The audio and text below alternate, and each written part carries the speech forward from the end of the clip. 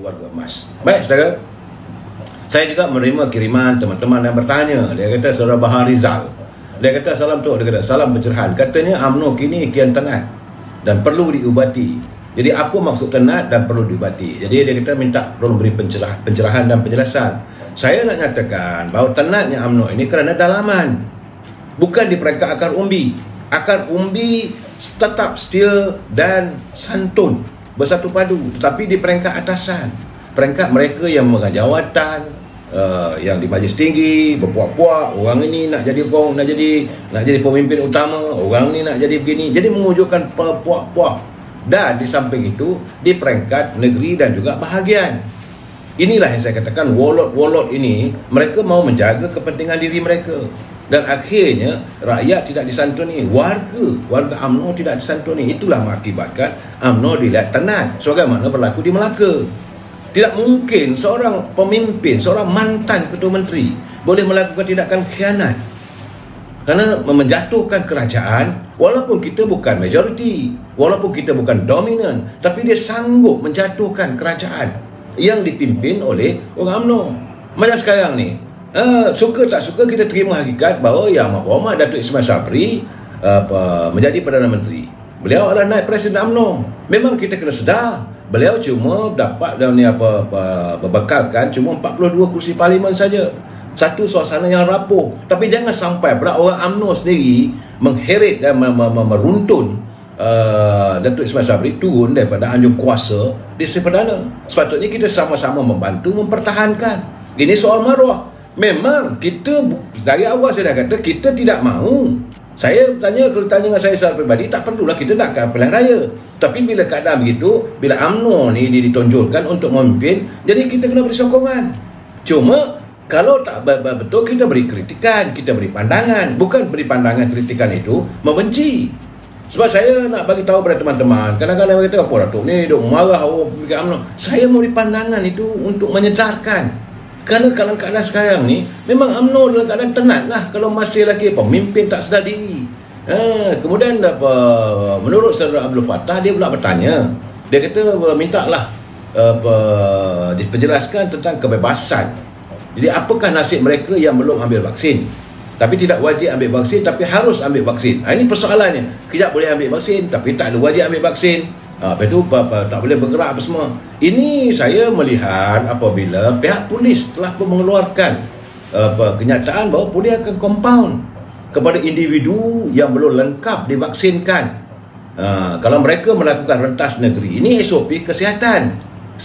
Jadi menurut pengarah Jabatan Keselamatan Dalam Negeri dan Ketenteraan Awam Bukit Aman, Datuk Hazani Ghazali, katanya tindakan tegas akan diambil menerusi pemeriksaan pasukan pemantau di lokasi tumpuan orang ramai seperti kawasan RNR, rehat dan rawat, ataupun polis tidak akan mengadakan sekatan jalan raya, tapi mereka akan mengadakan pemeriksaan secara rawat.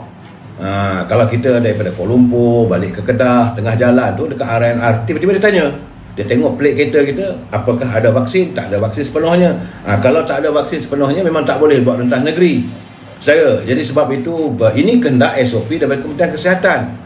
Kerana pemeriksaan secara mengejut yang akan dilakukan dari semasa ke semasa itu adalah bagi untuk memastikan individu tanpa vaksin tidak mengambil kesempatan untuk pulang ke kampung. Jadi sebenarnya memanglah tidak ada kemestian. Belum ada undang-undang mengatakan tak ambil vaksin salah. Tetapi kalau anda melakukan rentas negeri tanpa vaksin, itu yang salah.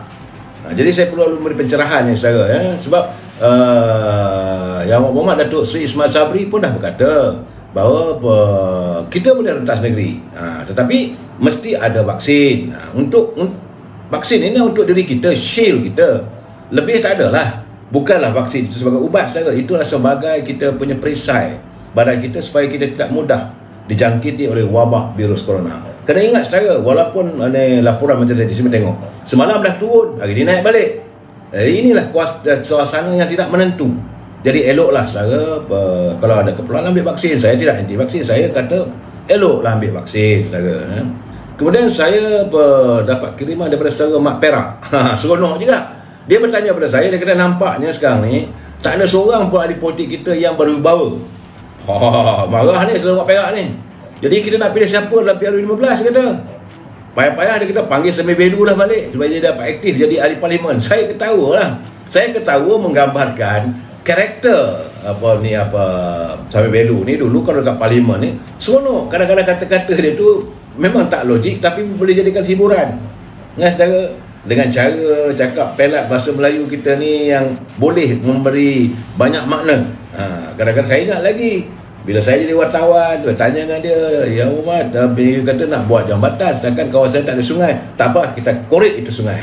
itu Samir Belu.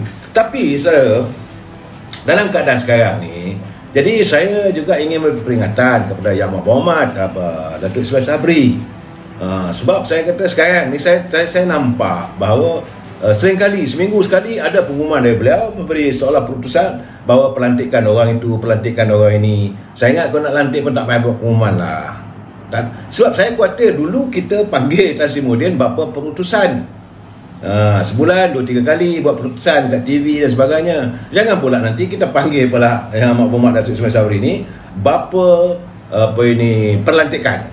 Susah pula je dia. Dan saya ingat kalau nak lantik ahli parlimen ni pun kena fikir juga sebab agar jangan sampai bercanggah dengan perlembagaan. Sebenarnya saya seriau apabila katanya 11 orang daripada PAS dilantik sebagai pengurusi JLC dan sebagainya. Ahli-ahli daripada UMNO, ahli-ahli parlimen UMNO dilantik sebagai pengurusi JLC. Dan kalaulah syarikat JLC itu membuat pengumuman dan membuat laporan kepada Suruhanjaya Suruhanjaya komuniti ataupun security bahawa ada gaji bulanan, mereka sebenarnya dari segi perlembagaan salah.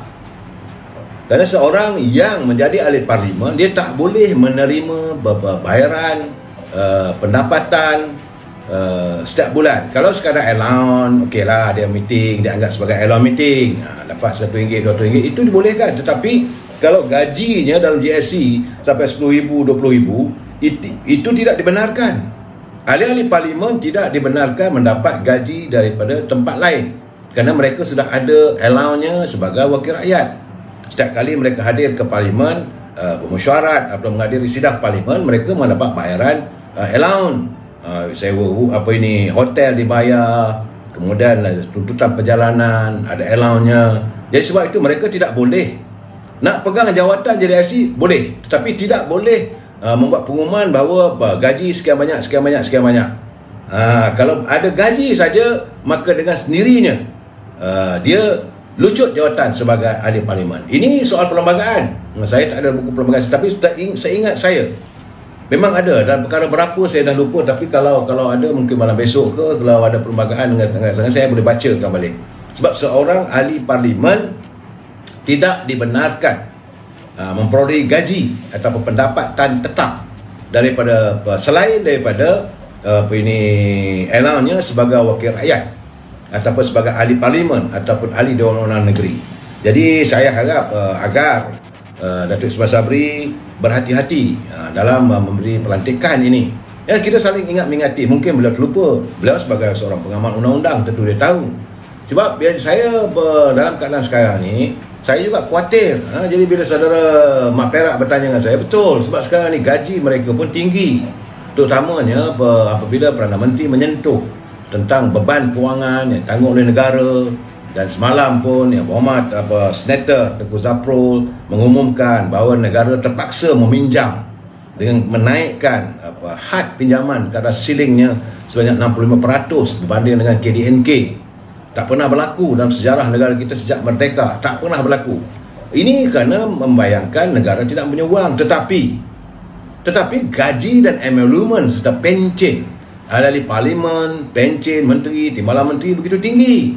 Sepatutnya kena ada usaha supaya mereka ini dikurangkan dia punya pembayaran gaji dan pendapatan.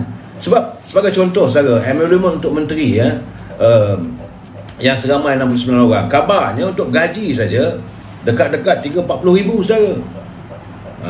Tu belum lagi allowance kerajaan.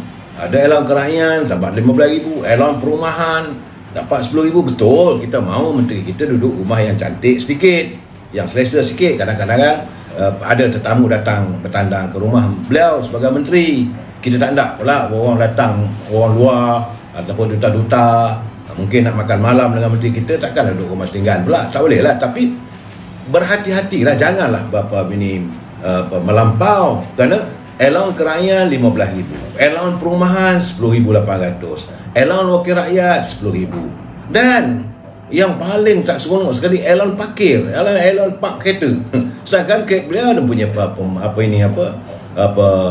pemandu. Jadi tak ada keperluan, sepatutnya perlu dipotong.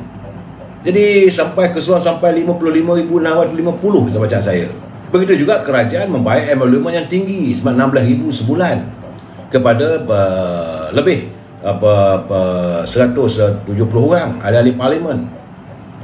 Jadi bagaimana juga dengan ahli luar negeri, dan sejumlah 11,000 pada 70 orang ahli Dewan Negara. Jadi tinggi wang ini digunakan untuk membayar allowance mereka, sedangkan rakyat susah sekarang ni dalam keadaan negara begini. Sebab itu kita tak ada masalah kalau mereka nak dapat pendapatan tinggi pun tak ada masalah, asalkan mereka berperanan. Yang kita tak seronoknya tu mereka tidak berperanan. Jadikan politik itu haru biru. Saya di parlimen saya lihat dengar sendiri, kadang-kadang menteri orang tanya lain, jawabnya lain. Dan bila disoal-soal tak boleh nak jawab. Menteri baca teks, susah lah macam ni. Secara macam mana negara kita nak maju? Dan kita nak tengok sekarang ni Yang Amat Berhormat Perdana Menteri berjanji dalam tempoh 100 hari beliau akan reveal ataupun mengkaji semula performance ataupun KPI tiap-tiap menteri, timbalan menteri yang dilantik. Saya rasa belum sampai pun 1 hari, masuk 2 bulan saja dah kelam kabut dah sekarang ni, saudara. Saudara lihat sendiri apa berlaku. Tadi pun dekat parlimen sidang pun dewan kosong, ahli-ahli parlimen tak datang, tak berada dalam dewan. Sedang kita mengharapkan agar parlimen itu dibuka untuk membincangkan untung nasib rakyat. Menteri kena dengar, lepas tu habis sidang parlimen, balik ke pejabat, panggil KSU, panggil dia punya ketua pengarah, laksanakan apa yang dibancangkan, apa yang dilontarkan oleh setiap wakil rakyat. Itu harapan kita. Jadi dah tak ada duit tu, buat apalah lantik ramai penasihat bertaraf menteri, ya saudara dah kemudian. Ini yang saya katakan tadi, bahawa kita tak mahu pula yang mau buat Perdana Menteri kita kali ini digelar pula bapa perlantikan. Itu susah lah saya.